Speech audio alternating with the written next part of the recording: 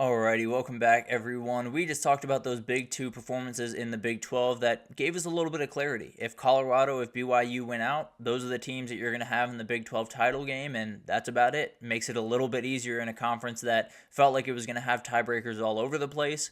Maybe we're avoiding that. We still have some ways to go, and maybe I just jinxed it. But at the end of the day, we're in a good position right now, and Colorado and BYU feel great about where they are right now in the Big 12. But let's get into a little bit of a top 25 roundup. Won't get to all the top 25 teams here. We will get to them in the next segment, but wanted to get to a couple of the ones that really stuck out to me. And we'll start with that number 5 team in the country, the Texas Longhorns. They get a dominating win, 49-17 over Florida, and it could have been uglier than this. As crazy as that sounds, it could have been uglier than this. And this must have been just a bad dream for Florida fans across the country, because the news that came out earlier this week that Billy Napier is, they didn't say he would be back in 2025, so it's something I'm watching, but I have every indication to believe he will be back in 2025, so I'm not necessarily going to read into it that aggressively.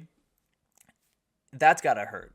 Knowing that he's going to be your guy for the next, 12 months, for the next 14 months, and then the immediate aftermath is you getting torched by Texas is not what you want to do by any mean. But I think the good news is for Texas here is, first of all, you got Arch Manning plenty of time on the field. He played 25 minutes of game time in this one. So you dominated them from start to finish. And then I think the other thing here that had been missing from Texas for the last, really since that Michigan game, but in a lot of ways since Quinn Ewers came back from that injury, was the downfield passing game. It was not nearly there the way that it was early on, especially against Michigan. It has not been where you need it to be if you're going to make a title run.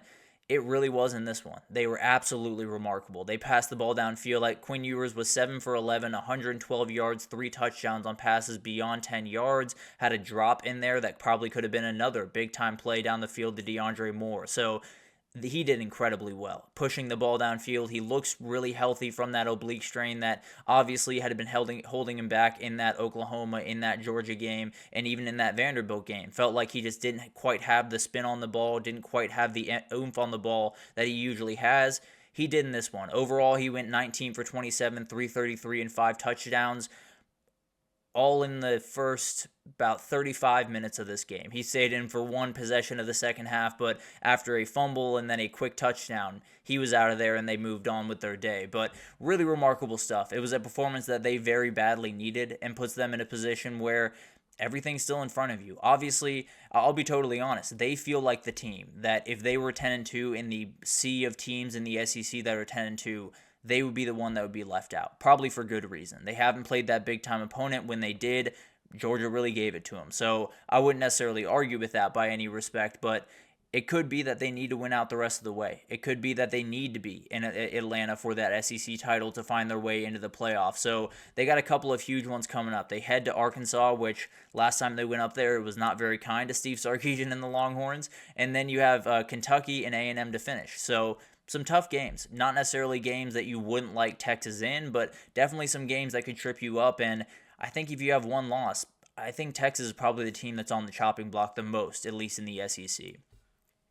And then we got Penn State. This was a huge win for Penn State in so many different ways, and I think the biggest one was you just needed to get the monkey off your back. You needed to remind yourself that you are Penn State, that you have the capability to play games like this where you get out to an early lead, you run the ball to a finish, you play great defense, and that's about that. And frankly, you played such good defense that Washington finally made the quarterback change. Will Rogers was benched for Damon Williams Jr., and he did some good things when he was in that game. I expect him to be the guy the rest of the way, and it was something I talked about even before the season, just saying at some point Washington was going to have to think about 2025, and Damon Williams Jr. is 2025. So I expect him to start the rest of the way, and Penn State was just the team that made it happen, really more than anything else. But to me, this was a perfect offensive game from Penn State. Obviously not gaudy numbers by any means, but Drew Aller, 20 for 28, 220 through the air, and a score. He had overall, they had 40 carries, 266 on the ground, 2 scores, including 4 straight touchdowns to start this game in the first half. They were remarkable. They were all over the place. They did the thing that makes them so special, which is run the ball and then pick your moments in the pass game. And although, maybe that's not the way that Penn State fans want this to work, they want to be able to push the ball downfield. They want to use Drew Aller's arm strength, and he's got it to use, no doubt about that. sometimes you just got to play to your strengths. And I think they're doing that right now. I think they've found who they are as an identity, and I think they can move forward and feel really good about themselves, at least having a very structured game plan going into every single game. And then for Washington, they just didn't do anything on offense. They finished with under 200 yards total. They had an INT, went 2.2 yards per carry. Dominating performance from this Penn State defense, and one that they played plenty well last week, but definitely had a couple of INTs, a couple of missed opportunities, the fumble into the end zone that made it look a little bit better than it was, at least on the scoreboard. So this was a great kind of bounce back performance from that defense, and I think it puts them right back on the CFP march. You got at Purdue, at Minnesota, Maryland to finish. You should be able to win all those games, go 11-1, possibly host a CFP game, and then the work really starts. You got to get that win, and then if you don't, then people have these same questions about James Franklin they've had pretty much every offseason around State College. But huge win here, and they keep going on their merry way to a possible CFP berth. Then we got Tennessee, and Tennessee did the exact same thing. It feels like they've kind of found themselves just a little bit. The downfield passing game was not necessarily perfect. They only hit a couple of deep balls, but that's all they need, really. When you have that run game, when you have that defense, and you can hit a couple of 1, 2, maybe even 3 deep balls a game, you're going to be a really good team. You're going to be a team that's going to be a problem to deal with, and you're going to be a team that can possibly win a national title. That's just the reality. And it wasn't a perfect day because Nico did go down late in this one. It seems like he's going to be more than fine for that Georgia game, which is music to a lot of Tennessee fans' ears. But when 8 for 13, 174 yards and 2 scores, as you can see, 8 passes for 184 yards is quite the completion percentage rate. But at the end of the day, a lot of things going right for this team. The defense continues to be one of the best in the country. Now, Devon Booth did get going a little bit for Mississippi State in this game, got over 100 yards rushing, so something to watch there. Maybe that run defense is not quite as stout as it needs to be down the stretch of the season, but as of right now, they're doing exactly what they've always been doing. Got 4 sacks, 9 tackles for loss, and are really sitting pretty. They're right now, they head to UGA, and let's say they beat them this weekend. They're on their way. Yeah, they have UTEP and Vandy to finish. They should be in Atlanta, possibly playing the only other one-loss team in that conference in Texas, with a chance to go to the CFP. Regardless, you're in the CFP if you go there. If you lose to Georgia and you're finding yourself at the end of the season at 10-2, I think that win over Alabama is huge, and especially Alabama beating LSU this past weekend, I think that's the game changer. But there's a world where if you beat Georgia this weekend, you could just be playing the winner of the A&M Texas game at the end of the year for the SEC title. So it would be wild, no doubt about that. But right now, with the way Georgia played last weekend and what we know about this Tennessee team, they very well could do it and then be on their way to a possible CFP berth, possible SEC title, and who knows when it stops for Tennessee.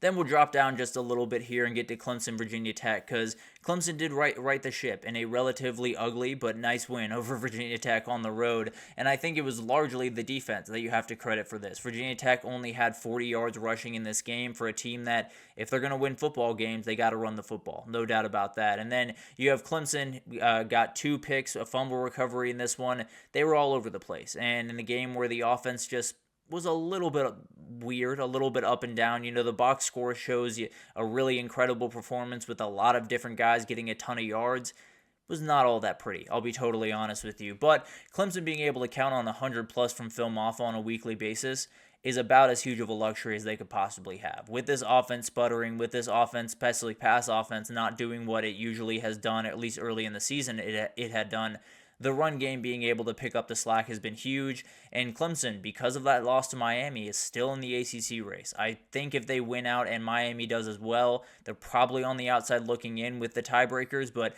at the end of the day, you win the Pitt this upcoming weekend, that's your last ACC game. Then you have 2 out-of-conference games to finish, that big one against South Carolina, so a lot of things that could go right for Clemson over the last little bit, but as of right now, I still think of them as probably the 3rd best team in that conference and probably a team that's going to be on the outside looking in, but you never really know. Obviously, with the way Miami is right now, maybe they lose this a couple of weeks against Wake Forest or Syracuse, and this thing totally opens up for Clemson. And then we have the weirdest finish of the entire weekend by a country mile. With 4 minutes left in this game, it was 16-9. Missouri was winning. With 2 minutes left in this game, it was 23-16, with OU leading after a fumble recovery from OU on a very weird fumble from Missouri. Then Missouri had a 57-yard touchdown drive and then a fumble recovery, scoop and score to win the game in the weirdest fumble I have ever seen. It was literally like Jackson Dart stripped himself. I've never seen it. I have seen it. I haven't seen it in that way. I haven't seen it when the guy's not even getting ready to pass and he's just patting the ball and he essentially just tosses it backwards.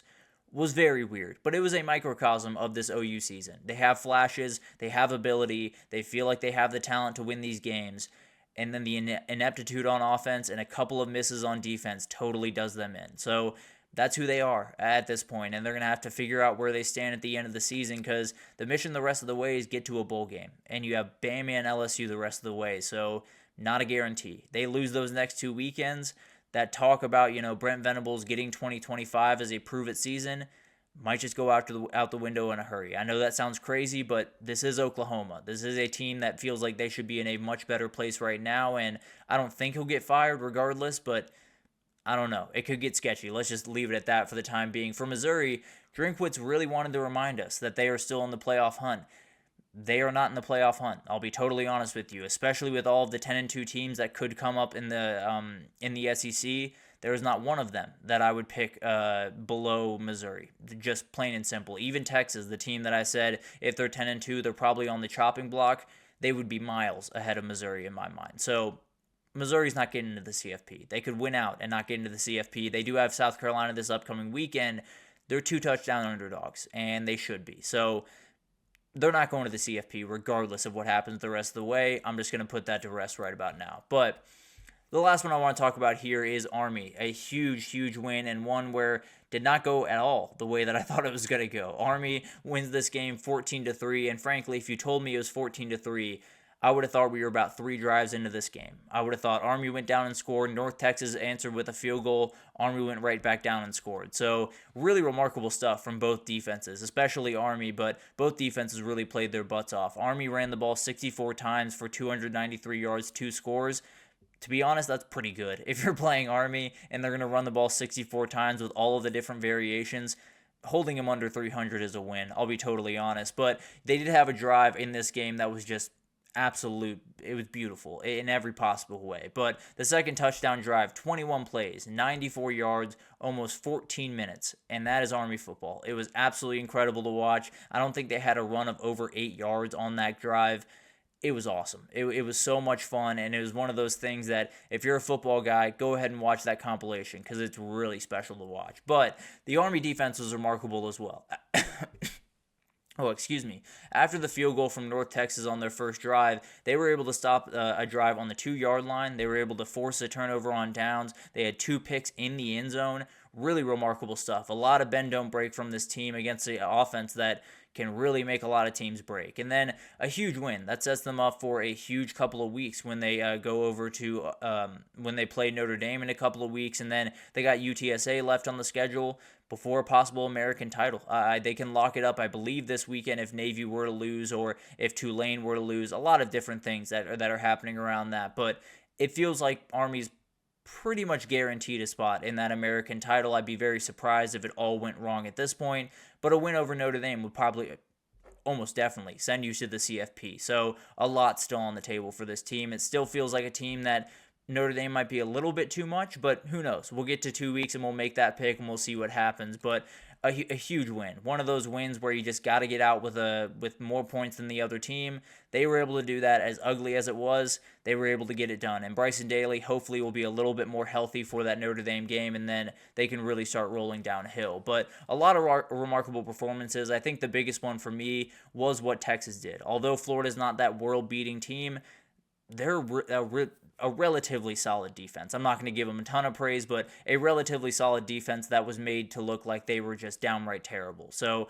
I think Texas might be on their way. I think they might have found a groove here, and it might be really hard to stop them the rest of the way, but obviously something we will talk about the rest of the season. And let's take our final break here. When we come back, we just got to do a little bit of a wrap-up with all the other games we hadn't had a chance to get to throughout the show. We'll break them down right after this.